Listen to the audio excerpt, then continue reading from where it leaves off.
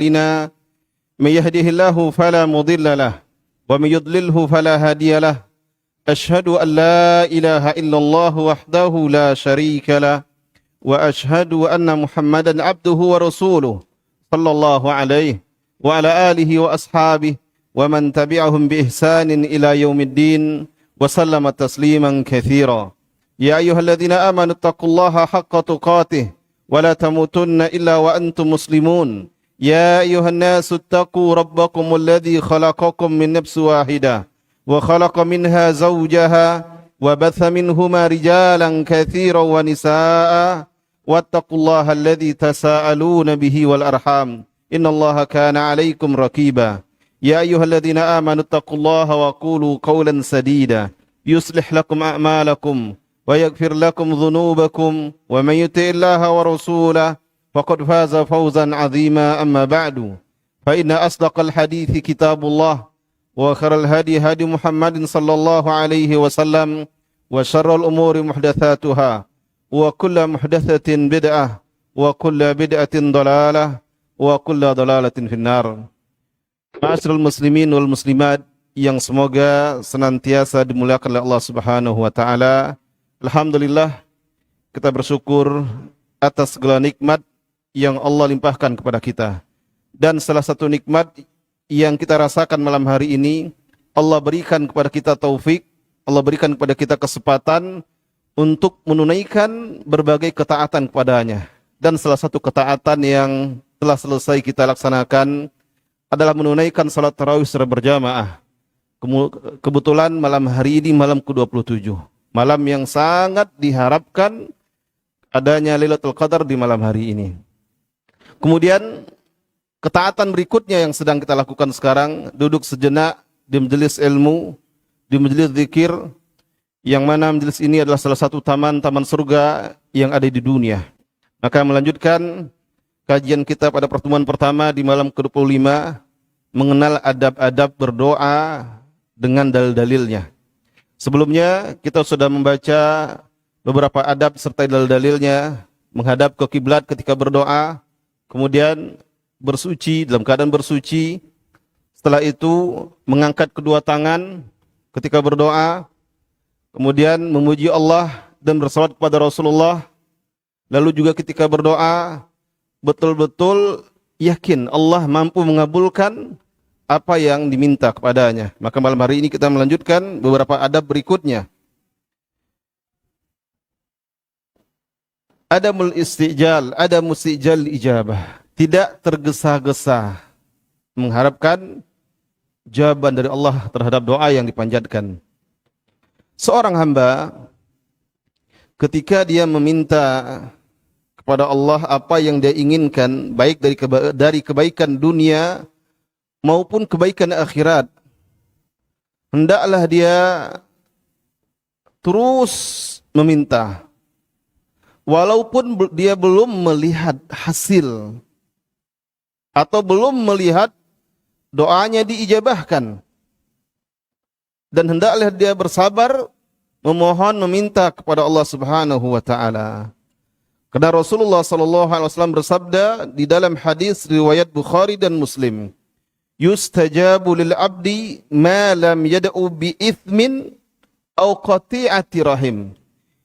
Dikabulkan bagi seorang hamba doa-doanya selama dia tidak berdoa dengan doa yang mengandung dosa. Apa maksudnya? Beberapa syarah yang saya baca tentang hadis ini, seperti contohnya seseorang yang berdoa agar dimudahkan berbuat dosa, yang mau membongkar rumah kosong malam-malam terakhir Ramadan, banyak rumah-rumah yang ditinggalkan mudik oleh tuannya. Lalu dia berdoa, ya Allah, semoga rencana saya malam ini berhasil dengan baik. Itu mohon kepada Allah. Maka doa yang seperti ini tidak dikabulkan. Memohon atau meminta kepada Allah agar dimudahkan untuk berzina, agar dimudahkan untuk berbuat dosa-dosa yang lainnya. Ini yang dimaksud dengan kalimat ini. Au qati'ati rahim. Atau juga selama di dalam doanya tidak terkandung pemutusan hubungan rahim.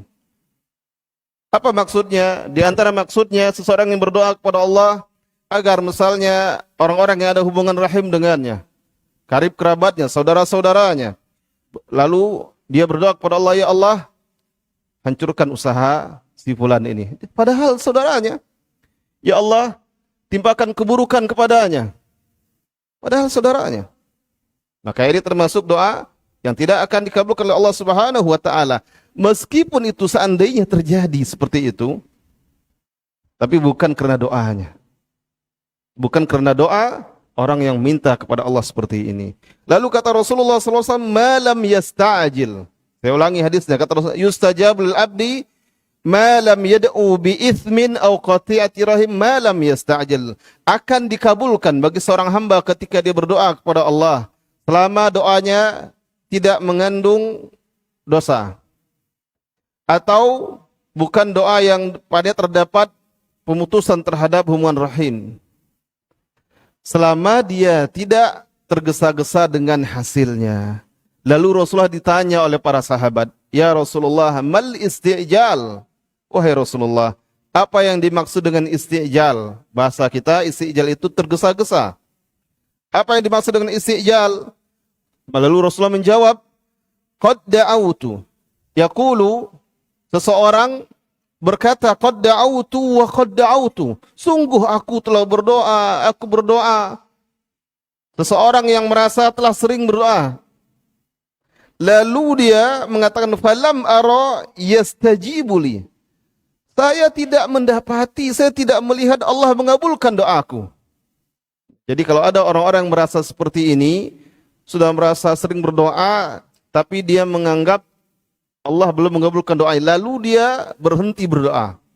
Merasa tidak ada manfaatnya dia berdoa, dan tidak mau lagi berdoa. Nah ini orang-orang yang istijal, pada doanya ada istijal, ketergesa-gesaan, tidak sabar mengharap atau menanti doanya dikabulkan. Yang seperti ini kata Rasulullah tidak akan dikabulkan doanya. Jadi di antara adab berdoa itu tidak tergesa-gesa, bersabar, serahkan kepada Allah. Kapan Allah mau mengabulkan doanya, atau dalam bentuk apa Allah mengabulkan doa, serahkan kepada Allah. Kewajiban kita sebagai hamba-hamba Allah adalah berdoa kepada Allah. Adapun Allah kabulkan kapan? Apakah ketika setelah berdoa langsung dikabulkan? Atau besok, atau lusa, atau kapan? Atau Allah akan jadikan itu tabungan di akhirat? Serahkan kepada Allah semuanya. Orang-orang yang di dalam doanya ada sifat istijal, lalu setelah itu dia tidak bersabar dengan doanya, lalu dia berhenti berdoa, maka Allah tidak akan mengabulkan doanya. Kemudian yang berikutnya di antara adab-adab berdoa adalah betul-betul mengharapkan doanya itu.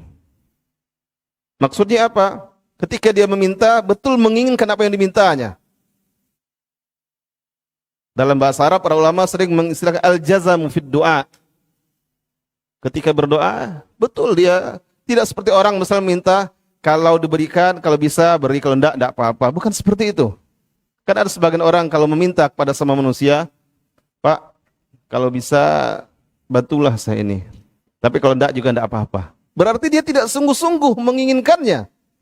Maka seorang hamba kepada Allah, ketika meminta sesuatu, dia harus sungguh-sungguh dan dia harus yakin Allah mampu mengabulkannya. Walaupun dia belum melihat apa yang dimintanya itu dikabulkan. Di dalam hadis sahih, riwayat Bukhari dan Muslim, Nabi kita yang mulia SAW bersabda, la yakulanna ahadukum, janganlah salah seorang di antara kalian berkata ketika dia berdoa, Allahumma gfirli in syi'ta, ya Allah, ampunilah aku jika engkau menghendakinya. Berarti dia tidak sungguh-sungguh minta ampun kepada Allah.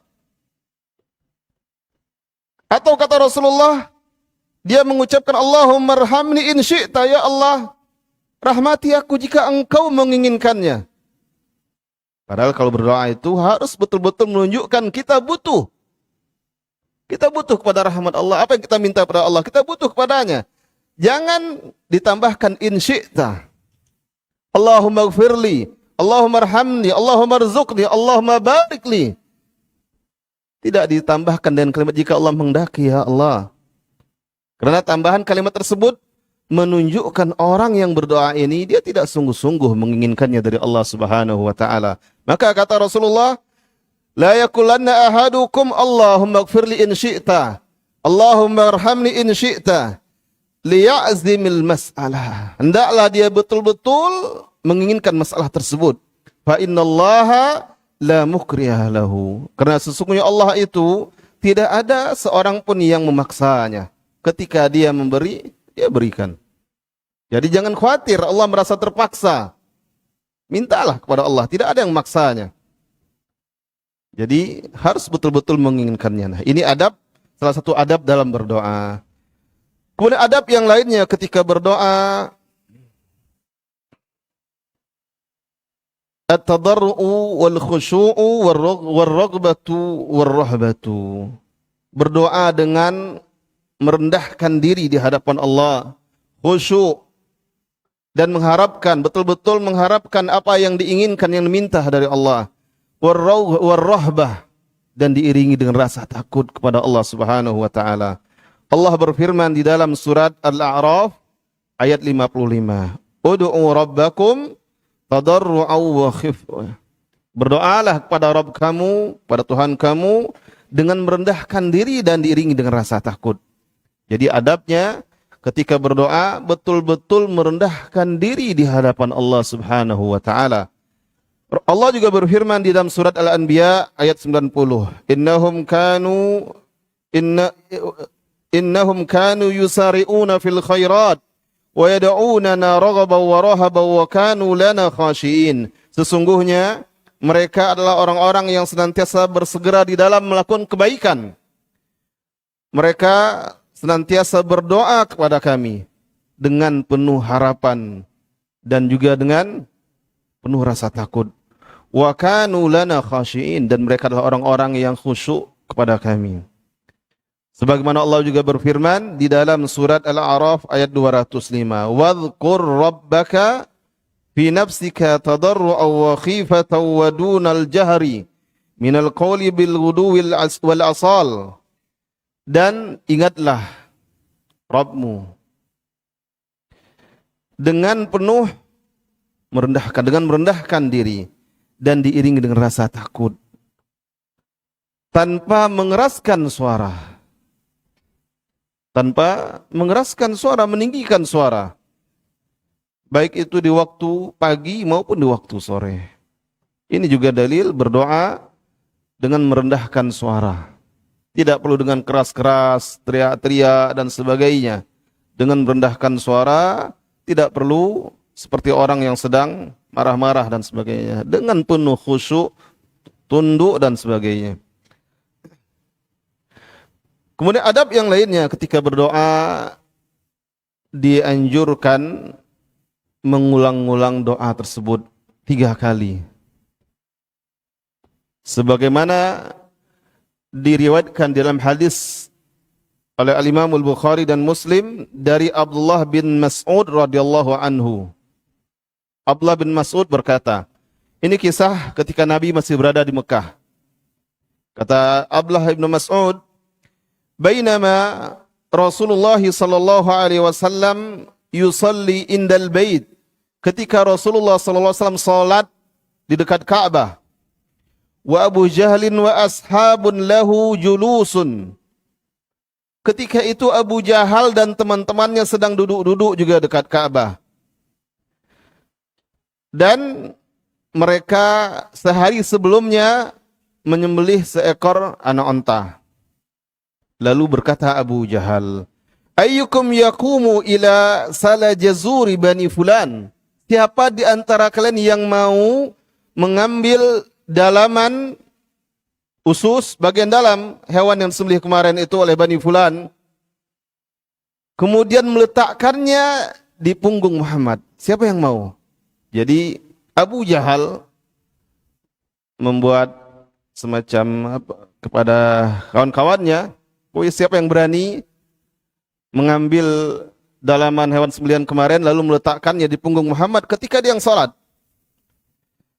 Maka berdirilah salah seorang di antara kawan Abu Jahal ini, lalu dia mengambil sisa-sisa dalaman onta kemarin itu, Kata Abdullah bin Mas'ud, "Falamma sajada an-nabiy sallallahu alaihi wasallam wada'ahu baina katifai." Ketika Nabi sujud, maka kawan Abu Jahal ini meletakkan dalaman hewan sembelihan kemarin itu di antara dua pundak Nabi. Tapi Nabi tetap melanjutkan salatnya, tidak menghentikannya. Dan mereka tertawa, merasa puas. Tertawa gembira, merasa puas berhasil mengerjakan, mengolok-olok Nabi Muhammad sallallahu alaihi wasallam, merasa puas mereka. Lalu kata Abdullah bin Mas'ud, "Wa ana qa'imun anzuru law kanat li man'atun tarahtuhu an dhahri Rasulillah sallallahu alaihi wasallam." Kata Abdullah bin Mas'ud, dan saya berdiri saja melihatnya.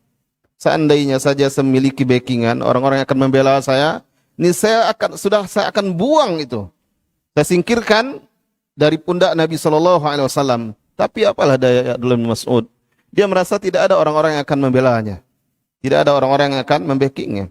Maka dia pun hanya diam melihatnya. Lalu kata Abdullah bin Mas'ud melanjutkan kisah beliau. "Wan Nabi sallallahu alaihi wasallam sajidun ma yarfa'u ra'sahu hatta talaqa insanun."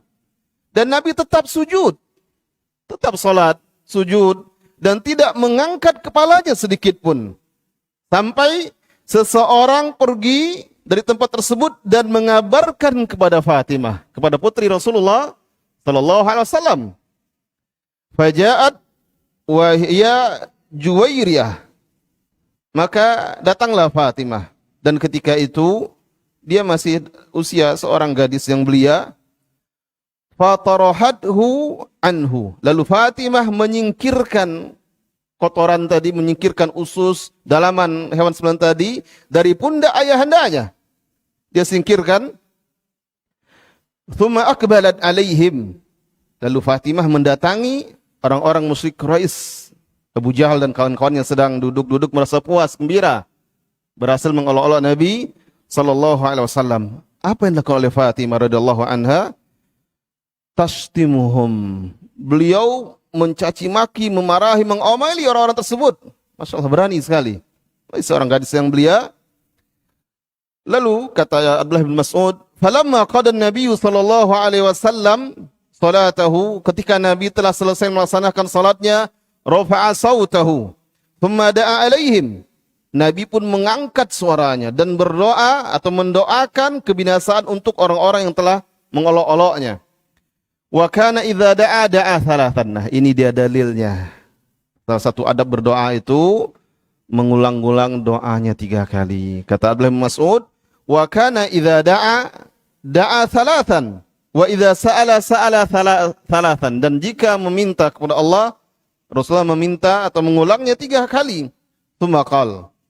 Dan Nabi pun berdoa, dia mengucapkan dalam doanya, Allahumma alaika bi Quraisy. Diulang oleh Nabi 3 kali. Ya Allah, binasakanlah orang-orang Quraisy. Ya Allah, timpakanlah kebinasaan kepada orang-orang Quraisy. Maksudnya orang-orang musyriknya. Allahumma alaika bi Quraisy. Allahumma alaika bi Quraisy. Diulangi 3 kali. Falamma sami'u sautahu. Ketika orang-orang musyrik Quraisy, Abu Jahal dan konco-konconya, kawan-kawan tersebut, ketika mendengar doa Rasulullah, terdiam seketika mereka. Kata Abdullah bin Mas'ud, falamma sami'u sautahu dhahaba anhum ad-dahak. Ketika mereka mendengar Nabi Muhammad berdoa dan doanya itu mendoakan kebinasan untuk mereka, terdiam mereka, tak sanggup lagi tertawa. Kenapa? Karena mereka sebenarnya yakin kebenaran Rasulullah SAW ini. Cuma karena kesombongan mereka sehingga mereka tidak mau beriman. Mereka yakin kalau Rasulullah berdoa, mereka yakin dikabulkan oleh Allah. Maka ketika mendengar Rasulullah mengatakan Allahumma alaika bi Quraisy, seketika terdiam mereka, tak sanggup tertawa lagi. Lalu Rasul melanjutkan doanya, Allahumma alaika bi Abi Jahal ibnu Hisham. Disebutkan beberapa nama, satu persatu. Ya Allah, timpakanlah kebinasaan kepada Abu Jahal bin Hisham, wa Utsbah ibn Rabi'ah. Disebut beberapa nama. Wa Syaibah ibn Rabi'ah, wal Walid ibn Uqbah, wa Umayyah ibn Khalaf, wa Uqbah ibn Abi Mu'aid. disebutkan beberapa nama. Lalu kata perawi hadis ini, wa dzakara sabi' wa lam ahfadhhu. Lalu dia menyebutkan yang ketujuh, tapi saya tidak mengingatnya.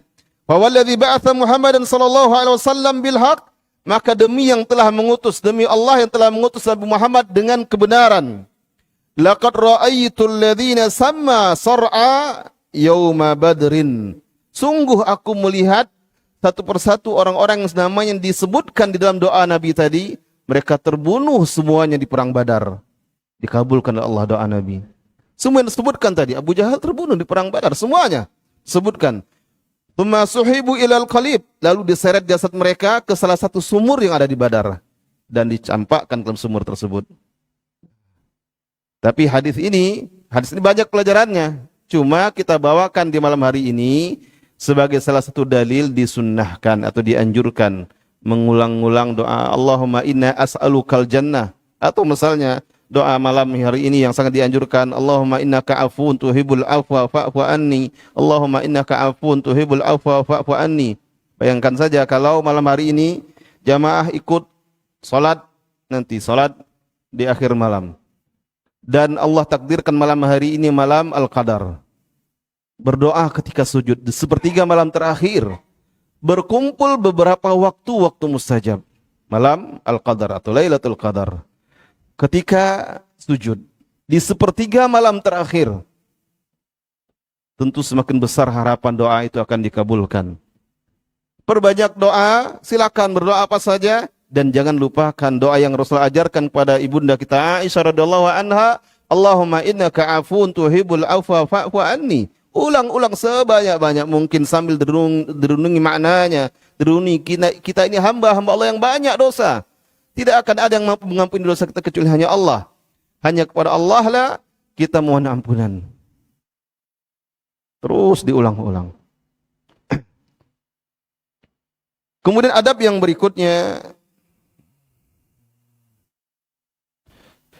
bertawassul dengan menyebut nama-nama Allah yang maha indah dan sifat-sifatnya maha sempurna. Jadi ketika berdoa dengan menyeru memanggil Allah dengan nama-namanya yang maha indah. Allah berfirman di dalam surat Al-A'raf ayat 180. Walillahil asma'ul husna fad'uuhu biha. Dan Allah memiliki nama-nama yang maha indah. Maka berdoalah kepada Allah dengan menyebut nama-nama tersebut. Akan tetapi, sebutlah dengan doa yang sesuai. Misalnya meminta kepada Allah rizki.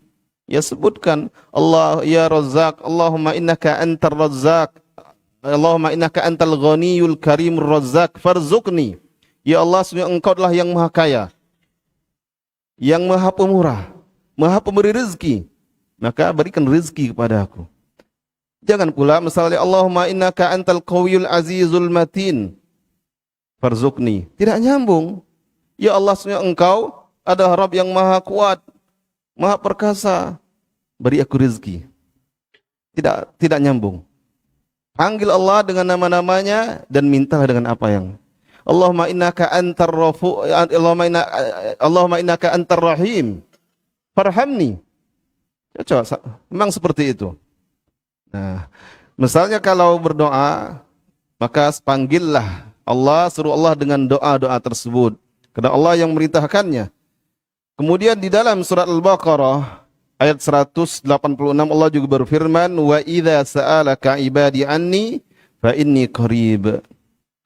Dan jika hambaku bertanya kepadamu tentangku, maka sesungguhnya aku dekat, sangat dekat. Ujibu da'watad da'i idza da'ani. Maka aku akan mengabulkan permintaan orang yang berdoa kepadaku. Fal yastajibu li wal yu'minu bi la'allahum yarshudun. Di sini salah satu makna ujibu da'watad da'i idza da'ani. Aku menjawab, mengabulkan doa orang yang berdoa jika berdoa kepadaku, menyeruku. Salah satu maknanya menyuruh dengan memanggil nama-namanya yang maha indah, yang dalam terkandung sifat-sifatnya yang maha sempurna. Maka ketika berdoa, berdoalah dengan memanggil Allah dengan nama-nama yang maha indah sesuai dengan apa yang kita minta kepadanya. Kemudian juga di antara adab berdoa, hendaklah doa tersebut bukan doa yang di dalam terdapat al-i'tida. Apa itu i'tida? I'tida di dalam terdapat beberapa makna. Salah satu maknanya adalah permusuhan. Tapi di dalam maksud doa yang di dalam terdapat i'tida yaitu melampaui batas, berlebihan, tidak berlebihan. Allah berfirman di dalam surat Al-A'raf ayat 55. Ud'u rabbakum tadarru'aw wa khufyah. Innahu la yuhibbul mu'tadin. Serulah Rabb kamu, berdoalah kepada Rabbmu dengan merendahkan diri dan disertai rasa takut. Sesungguhnya Dia, yaitu Allah, tidak menyukai orang-orang yang melampaui batas, orang-orang yang berlebihan. Al-Imam Ibnul Qayyim berkata, menjelaskan makna al-i'tida' fid du'a, melampaui batas dalam berdoa. Kata beliau, al-i'tida' fid du'a taratan yakunu bisu'ali muharram. Melampaui batas dalam berdoa itu kadang-kadang dalam bentuk meminta sesuatu yang diharamkan. Meminta kepada Allah sesuatu yang diharamkan. Maka itu maksud i'tida' dalam berdoa. Wa taratan yakunu bi an yas'ala Allah ma yunafil hikmah. Kadang-kadang meminta kepada Allah sesuatu yang menyelisih atau menghilangkan hikmah Allah. Apa contohnya? Ka ayyas'alahu ay yukhallidahu ila yaumil qiyamah. Seperti seorang yang meminta kepada Allah agar mengekalkannya sampai hari kiamat. Tidak memohon kepada Allah agar dipanjangkan umurnya, tidak didatangkan kematian kepada sampai hari kiamat. Berarti memohon kepada Allah sesuatu yang menyelisih hikmah Allah. Karena Allah tidak akan menetapkan kepada siapapun seperti itu kecuali hanya kepada Nabi Isa, dan itu pun Nabi Isa diangkat ke langit. Yang kelak akan diturunkan ke dunia kembali. Atau juga kata Imam Al-Qayyim, Ayya'isha bila ta'am, atau seorang mohon kepada Allah agar diberikan kemampuan hidup tanpa makan dan tanpa minum. Berarti mohon yang tidak mungkin Allah akan berikan kepada manusia seperti itu. Karena sifat manusia butuh makan, butuh minum. Lalu mohon kepada Allah, berikan kepada aku kekuatan, kemampuan hidup tanpa makan, tanpa minum. Apalagi sekarang ya Allah, kerja susah, harga barang-barang naik, mohon kepada Allah. Maka ini contoh doa yang tidak dibenarkan. Di dalam beberapa hadis ada beberapa contoh doa yang di dalam terkandung al-i'tida dalam berdoa. Seperti dalam hadis riwayat Ahmad yang dihasankan oleh Syekh Al-Albani dari Sa'ad ibnu Abi Waqqas, bahwasanya beliau mendengar salah seorang anaknya berdoa, Allahumma inni as'alukal jannah. Ya Allah, aku meminta kepadamu surga.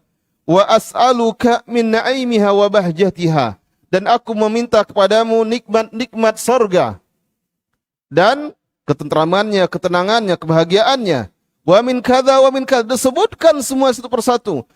Dan aku minta kepadamu ini, disebutkan semuanya. Secara detail disebutkan. Wa a'udzubika minan nar, dan aku berlindung kepadamu dari neraka. Wa salasiliha, dan aku berlindung darimu dari rantainya. Wa aghlaliha, dan berlindung kepadamu dari belenggunya. Wa min kadza wa min kadza, disebutkan satu persatu, detail disebutkannya. Maka berkatalah Sa'ad bin Abi Waqqas ini, kata Sa'ad kepada anaknya, laqad sa'altallaha khairan katsiran. Sungguh engkau telah meminta kepada Allah kebaikan yang banyak. Wa ta'awwadta billahi min syarrin katsir, dan engkau telah berlindung kepada Allah dari keburukan yang banyak. Wa inni sami'tu Rasulullah sallallahu alaihi wasallam yaqul, dan sungguh aku telah mendengar Rasulullah sallallahu alaihi wasallam bersabda, sayakunu qaumun ya'taduna fid du'a, akan ada sekelompok orang yang berlebih-lebihan, melampaui batas dalam berdoa. Lalu Sa'ad bin Abi Waqqas membacakan firman Allah dalam surat Al-A'raf ayat 55 tadi. Lalu kata Sa'ad bin Abi Waqqas kepada anaknya, wa inna hasbaka an taqula, sesungguhnya cukup bagi engkau untuk mengucapkan dalam doamu, Allahumma inni as'alukal jannah wa ma qarraba minha. Ya Allah, aku meminta kepadamu surga dan apa-apa yang mendekatkan kepadanya. Min qaulin aw amal, baik itu dari perkataan maupun perbuatan. Wa a'udzubika minan nari wa ma qarraba ilaiha min qaulin aw amal. Jadi pendek, singkat, tapi mencakup semuanya. Pendek, singkat, kalau hanya tentang surga cukup sebutkan aku mohon surga. Tidak perlu disebut secara rinci, pengen istananya yang begini, pengen nanti yang begini. Tidak perlu disebutkan, cukup yang rinci. Cukup secara umum saja. Kemudian dalam hadis yang lainnya, hadis riwayat Ahmad dan disahihkan oleh Al-Hakim dan Al-Zahabi dari Abdullah bin Mughaffal, bahwasanya beliau mendengar anaknya berdoa, Allahumma inni as'alukal qasral abyad an yaminil jannah. Ya Allah, aku meminta kepadamu istana berwarna putih di sisi kanan sorga. Idza dakhaltuha, jika aku masuk ke dalam sorga. Lalu Abdullah bin Mughaffal mengingatkan anaknya, ya bunai, wahai anakku, salillaha al-jannah, mintalah kepada Allah sorga. Wa'udz bihi minan nar, dan berlindunglah kepadanya dari neraka. Fa inni sami'tu Rasulullah sallallahu alaihi wasallam yaqul, karena sesungguhnya aku pernah mendengar Rasulullah SAW bersabda, yakunu qaumun ya'taduna fid du'ai, akan ada sekelompok orang yang berlebih-lebihan, melampaui batas dalam berdoa. Memohon surga, asal sudah masuk surga pasti mendapatkan semua yang disebutkannya tadi. Kalau sudah berlindung dari neraka, pasti dijauhkan dari belenggu-belenggunya. Kalau sudah diselamatkan dari neraka, Allah jauhkan dari neraka, pasti akan terlindung. Tidak mungkin seorang tidak masuk neraka, tapi dia dibelenggu dengan belenggu neraka. Makanya kata sahabat, kalau meminta berlindung dari neraka cukup, itu sudah cukup. Tidak perlu sebutkan secara detail semuanya. Nah, jadi ini beberapa adab yang berkaitan dengan doa. Maka semoga kita bisa mengamalkannya, sehingga membuat doa-doa yang kita panjatkan semakin besar dan harapan kita untuk dikabulkan oleh Allah Subhanahu wa taala. Sampai di sini materi kajian kita malam hari ini. Waktu beberapa menit ke depan kita gunakan untuk tanya jawab jika ada pertanyaan. Silahkan kalau ada yang tanyakan.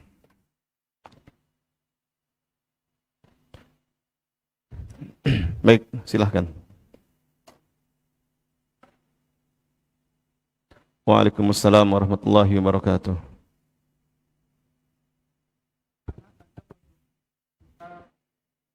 Ya, baik. Bagaimana adab ketika berdoa ketika sujud dalam salat?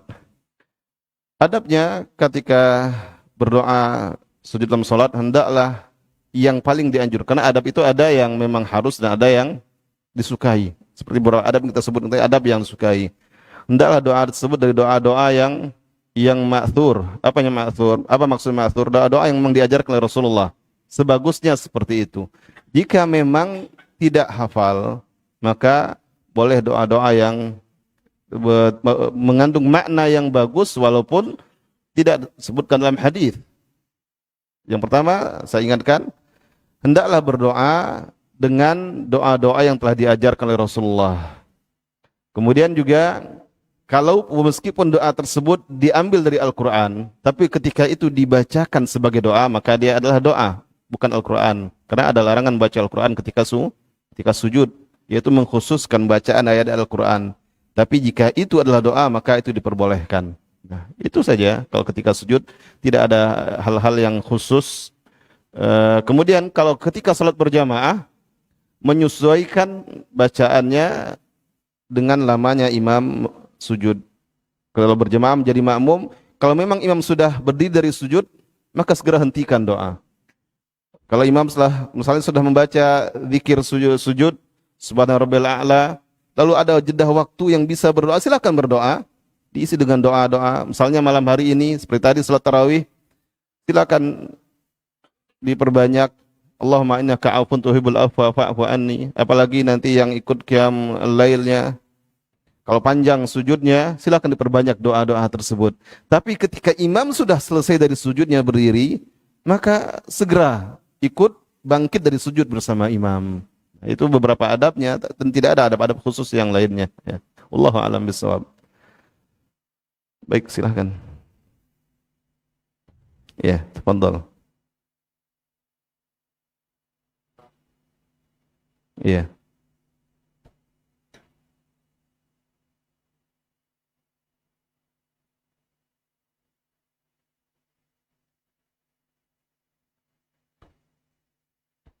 Matikan aku di masa tua agar tidak menyesat.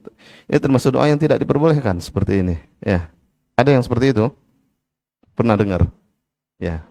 Dikasih tahu yang baiknya kalau itu doa yang tidak diperbolehkan. Jadi pertanyaan dari anak kita dari eh, bagaimana orang tua yang berdoa, ya Allah matikan aku di masa tua agar tidak menyusahkan anak-anakku. Ini doa yang tidak dibenarkan yang seperti ini.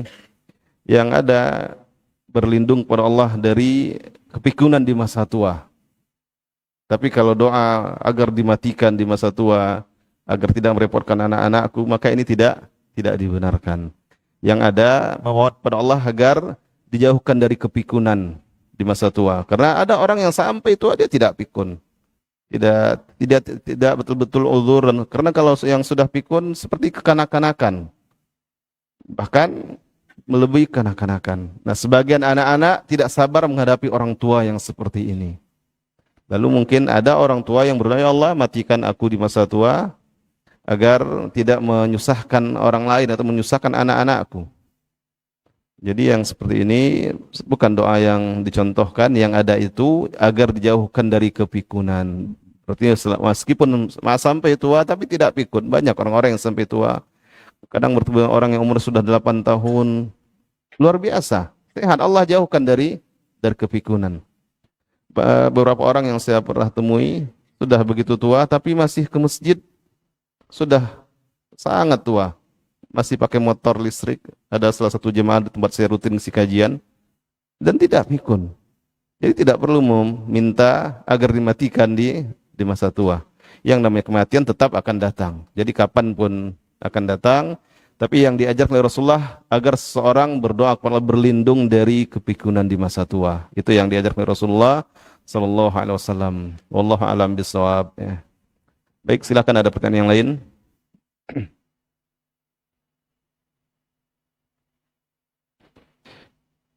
Jika tidak ada pertanyaan, kita cukupkan sampai di sini. Sudah jam berapa ini? 10:30. Ya. Baik, cukup sampai di sini. Semoga antum-antum bisa istirahat yang cukup untuk salat lagi atau ibadah lagi di malam hari ini. Dan semoga Allah tetapkan kita menjadi orang-orang yang bertemukan dengan Lailatul Qadar. Allah terima amal ibadah kita, Allah berikan ampunan kita, dan Allah limpahkan kesehatan kepada kita bertemu dengan Ramadan berikutnya. Wabillahi taufiq wal hidayah. Wa sallallahu wasallam ala nabiyina Muhammad. Wassalamualaikum warahmatullahi wabarakatuh.